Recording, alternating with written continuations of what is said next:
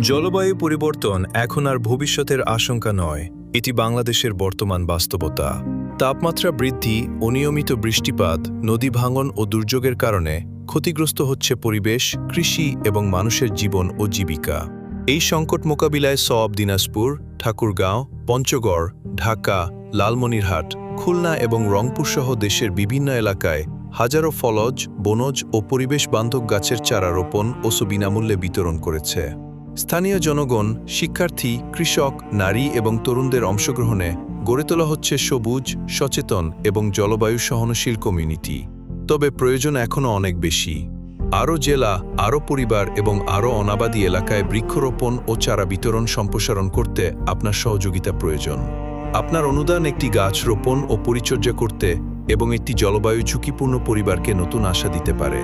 আজই সওয়াবের সবুজ উদ্যোগে সহযোগিতা করুন।